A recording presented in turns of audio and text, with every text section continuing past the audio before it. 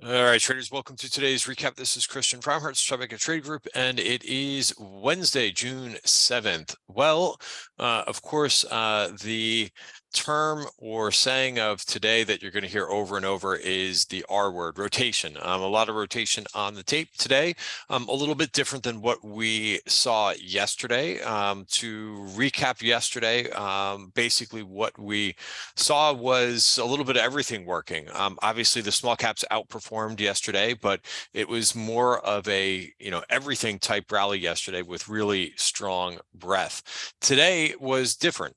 Before I get into that, I forgot the risk disclaimer, so make sure that you read that risk disclaimer. Everything that we're going through is for information purposes only, not giving out any advice or recommendations. Please read the full risk disclaimer there. So today was more of the traditional moving into some under-owned sectors and moving out of more crowded, overbought sectors.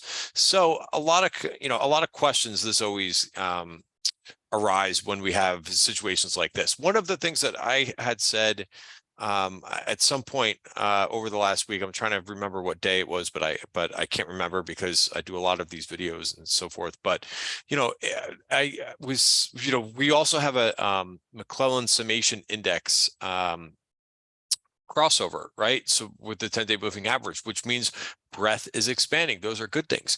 However, if you only trade a small bucket of stocks, or if you have a small watch list of stocks and they're mainly growth, large cap growth, then you actually don't want to see rotation. If you're only going to trade, let's say 5 to 10 stocks that are on your watch list, you don't want to see these rotations or breadth expansions, right? Because you're probably pretty happy with what's been performing. But we know that that's not how the market works. The market will basically have certain areas of the market trend and do very well, and then from time to time when things get overbought, as many of the large cap growth names did, there's going to be profit taking, right? That's just how it works. And then once those names kind of come down a little bit and become a little bit more attractive, then buyers return to those names. So that's what we try to do at Tribeca Trade Group, is kind of try to anticipate some of those moves or where there could be some attractive areas in the market, and that's a lot of what we saw today. But let's start with kind of those names that did go down, or those areas that did go down. You look at software and the internet names, right? Two areas that have done extremely well. And so I'll go through those charts in just a second. Before I do that, sometimes I jump ahead, but I wanted to go over what we're seeing here in the indices. So first, I always start with the S&P chart. It's still holding above the 5-day moving average. It's basically gone pretty sideways for the week. Here's what this looks like on the 1-hour chart, which again, the 1-hour charts can be very useful because if you're trading a little bit more in the short term, you can kind of get a nice signal from what's going on here. Notice today, we got to the high of the week and didn't break through it, right? That's right around 43.05. Maybe there's some resistance, some selling pressure up here. Something in the options. I know that there's this JP Morgan collar trade too that people are looking at, but regardless of whatever it is, I know people love to be market detective with some of these things, but I think the technicals kind of tell you what you need to know. 43.05 is resistance for the week. We hit that, and we're kind of at the bottom of the range for the week. Support, really decent, better support would be down here at 42.37. I'm not sure that we need to go down there, but I would be cognizant if we break this range, and I could draw like another little mini trend line in here, just as a little bit of a guide, but that would be it, right? Some type of I don't want to say neckline because it's not a head and shoulders, but some type of like ceiling that you could say, if we break that, then be mindful of that. That's a break of short-term support. Now the Qs are a different looking picture. So first of all, for the Qs, right, overbought, right? I've said this now in probably 5 or 6 videos in a row. I use the RSI to tell me that, right? That's the study down here. I've talked about how we've had a 76 RSI. Now, here's the thing that's tricky. right? If you would have said that the Qs were overbought, right? You could have said that the Qs were overbought. So let me just blow this up here, right? Back on 518, right? Where the Qs were 336. You could have said, hey, we're overbought here. We should get a correction. Well, we did get a little bit of a correction, right? Notice what, or a little bit of a dip. I wouldn't say correction's a bad, not the right term, but we got a little bit of a dip here below the 5-period moving average into the 20, right? And that dip got bought very quickly. So that was all the way down, you know, in the 336 to 330 range. Then we've been gravitating up and we got overbought again, right? That was at 346. Now, if you would have said, hey, it's overbought, I got to stay away, right? Then you would have missed this upside going up another 14, 15 points in the Qs. So it's good to be mindful of these things, right? Because it's in regards to risk management and so forth, but it's really difficult to time the day that is going to occur or the exact point of when that is going to occur, when you're going to get some type of a reversal. So we did get that today. And now that we're, you know, notice, by the way, that the RSI is not overbought anymore, from 76 down to 64, right? And outside of that overbought territory. A little bit different than, you know, if we zoom in here a little bit different than the last time that we moved down, because last time we were not that as extended as we are now, right? We dipped for a couple of days and the 20-day moving average was right there. Now we're dipping and the 20-day moving average is all the way down here. The VPOC takeout is all the way around here as well. So, you know, we could theoretically, if we wanted to revisit that 20-day moving average, that would be a move all the way down to 341. Now, before we get there, there's going to be some support along the way. One of the things, so this is called the 80% rule. And again, if you're a regular viewer of my videos, you know I've talked about this before. It's when we start the period, when price starts either above value or below value, and you break into the value area, there's an 80% chance that you could go from one side to the other, right? Again, this value area is based on all of last week's volume at price activity. So that level down here is, so the 80% rule is active, right? We've broken that into that today. And 347, right? So we're pretty close to that. We're only $1 away. So if we get some overnight volatility or tomorrow morning, 347 is going to be something interesting to watch, right? Now, once it completes the 80% rule, it doesn't mean that, boom, we get a snapback. It means you have to pay attention, right? You pay attention to see if buyers come back in and think that that's a good support area to get back involved. Now, the other thing too, before I move on, so you know, and if we break that, you know, then we'll watch the next level down, which is the 20-day moving average. So last thing I'll say about the Qs is that if you are a pretty nimble trader, like, you want this volatility because you don't want us to keep getting more and more extended, you know. And again, like I said just a few minutes ago, is that we could have got to an RSI at 80 or an 85. I've seen it before, but that gets dangerous to get that overbought. So this is actually pretty healthy to see this in the Qs. And you know, I think I mean, unless you haven't been logically thinking, which is fine too, but you knew at some point there was going to be a pullback here because things just can't go up in a straight line. All right. So again, excuse me, again, in trading, it helps to be logical and to understand probabilities. Now, IWM marching higher, pretty amazing today, because even though, you know, the Qs saw that, you know, and closed basically on the lows of the session, IWM did the exact opposite. So where could this be getting to? Well, you know, here's where we are in the weekly chart, right? We're moving back above this 200-period moving average. If it wants to, it could be 195.87, right? But before we get there, like, that's a bigger move. You know, we're pausing right here at this extension, this second extension away from the value area. These often act as speed bumps, right? They're not major resistance, right? They're kind of like, you know, fib levels, right? Which an extension away from a level, could mean that you basically see a little bit of a pause, right? That could be, there could be some backing and filling, but overall 192.77 is something that if you really like the small caps, that could be something that you target. By the way, look at the volume the last couple days, right? Very impressive volume. And again, just kind of, gives you that confirmation that there's been a lot of buying there and some selling in some other places. So that's that. Of course, I like to see what the micro caps are doing too. They moved above their 200-day moving average. They were also up 1.4%. The diamonds are something really interesting. I continue to watch this. I was looking at this towards the end of the day thinking, hey, maybe we might see this break out. We might, and I'll be watching that tomorrow. It's definitely something on the list. I mentioned the internet names, and the software names got hit the hardest today. Look at the volume today in this ETF. This is Frank David Nancy FDN, right? Huge volume, the biggest volume that we've seen in FDN, and all the way back from 331, which was end of quarter.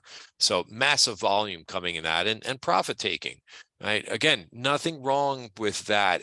To see a move from 137 basically in a straight line to 162, right? So there's going to be that profit taking from time to time. Also the IGV, right? Similar, not as much volume as the FTN, but similar type of move to the downside. Again, software names have been so strong. Look at the move that they've made, right? So put that in, you have to put that in perspective to say, wow, these are, that's really a spectacular move that we've seen over the last month. At some point, there's going to be profit taking.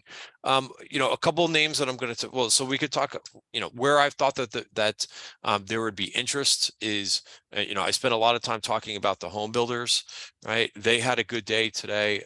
Look at XHB, which is more of the retail type companies, not just straight builders in this. I really like the charts of Lowe, which I did add today, and Home Depot, right? Home Depot making a nice move, and that could push up to about 309 if it wants to. If you're looking for like a short-term swing trade, I like the chart of Home Depot too. I like Lowe's a little bit better. Another name that I thought was really interesting was Stanley Black & Decker. Right? When's the last time you heard that name? Probably a while ago, right? But if you're looking for something more depressed, right? This stock, this is not a meme stock. This was trading at 208 at one point. Again, I don't like to do that comparison of where the stock was, but just I think pretty good risk to reward here. Back above the 200-day moving average, and a good looking stock, kind of coming out of this here a bit. So that's also on my watch list for tomorrow.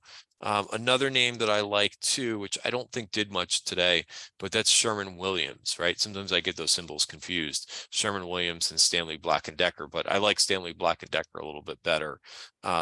So I think those stocks are interesting. Caterpillar had a huge day. That's a stock that we talked about. Unfortunately, I got out of this yesterday.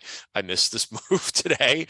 Listen, we don't hit every stock perfectly, but yes, this could go up to 246. Another group that I talked about, right? Again, nobody talking about this ETF except for me.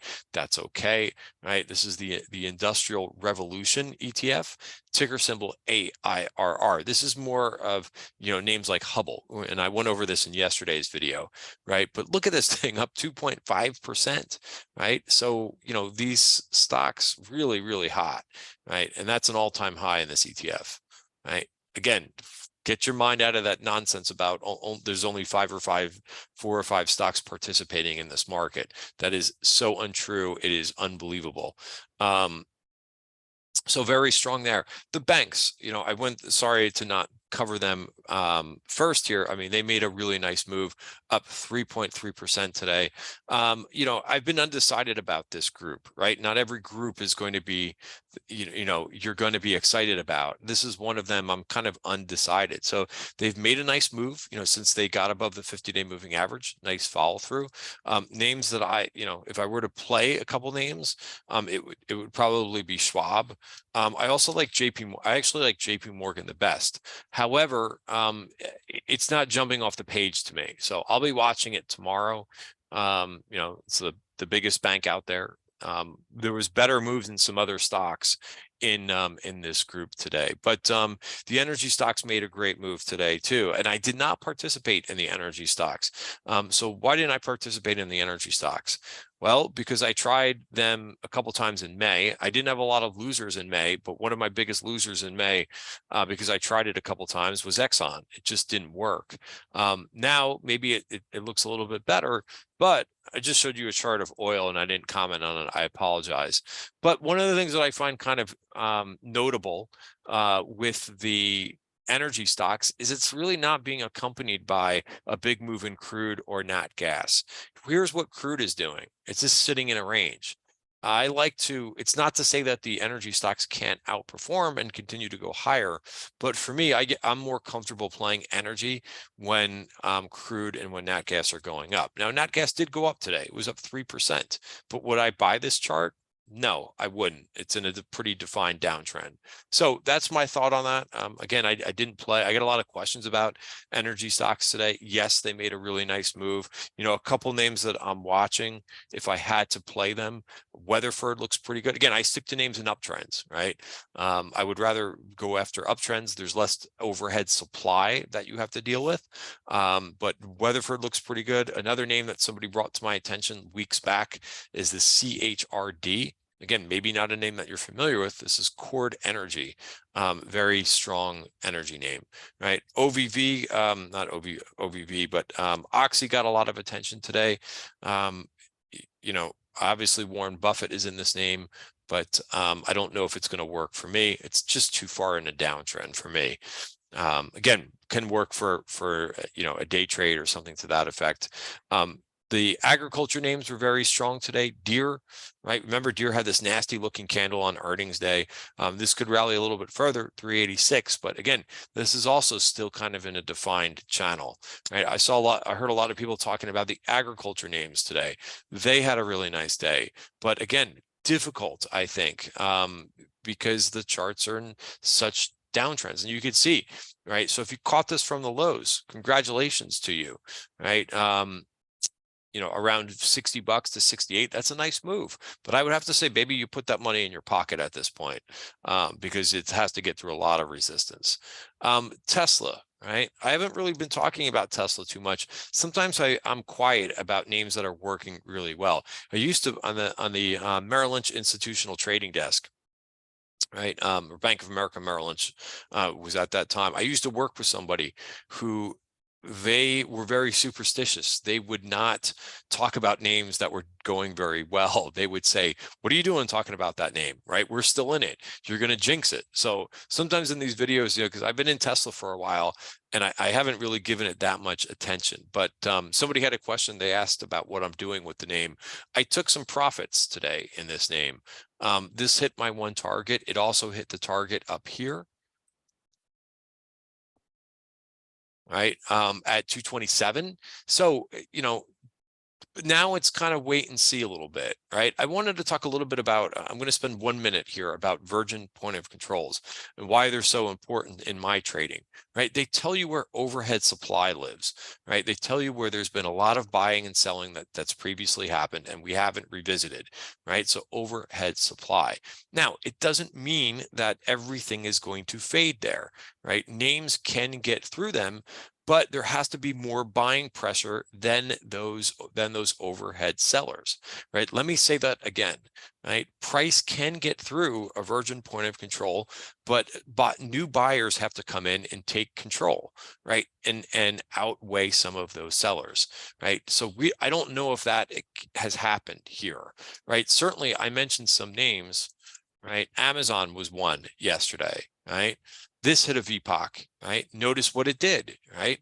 The sellers took control today and they took, you know, the previous, you know, where there was a virgin point of control, they took control there, right? Dual. Now, this was a little bit unlucky because it had a downgrade today, but same thing, took out a VPOC, right? It kind of helps you as if you're, you know, a trader who's a trader and not an investor, right? Because if you're a long-term investor, you may not care about, you know, the name coming back in, as long as the long-term trend is intact. But if you're a trader, you care about these things. Why? Because you could take profits here, and then you could maybe add back, right? At over $10 lower, right? So to me, it's very essential to know where, you know, the overhead supply is, so that you could take that money and put it in your pocket, right? It also helps you kind of tame a little bit of greed, right? If you start to get greedy in a name, you know, something is telling you, right, where overhead supply is, right? It's very important. Like, again, it really helps in terms of trading, right? I made this point earlier that some people, they don't like indicators on their charts because they look really clean. I get it. If you're drawing pictures and you like art, right, and you may be a long-term investor, then you don't want indicators on your chart either, right? You want to keep them clean and so forth. But wouldn't you want to know where someone's going to smack down your name that you're in, right? So that you could take profits. And again, if you really love the name, you could buy it back cheaper now, right? But again, I sometimes I literally shake my head when people are like, yeah, I just want to, you know, I just want to see a really nice picture of the chart without any indicators. I question whether these people are really good traders or if they're trading at all. No offense, I hope to anybody, but I do go on these rants and these videos. So yes, going back to Tesla, right? The point that I'll make here is that the weekly chart looks very good, right? And it did surpass this level, right, which is 205. So what did I do today? I took some profits at 227. And if it kind of checks back a little bit, right? And I actually added some back a little bit today.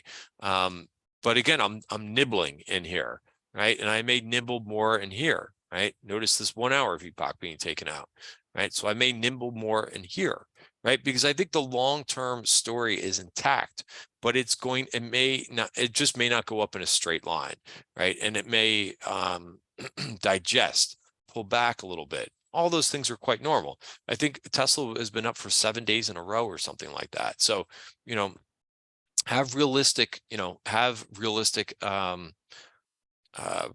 expectations. All right, guys, that's it for today's video. There's a lot of other areas to talk about, but you know, we could do that at a later time. Have a great night, everybody. See you tomorrow.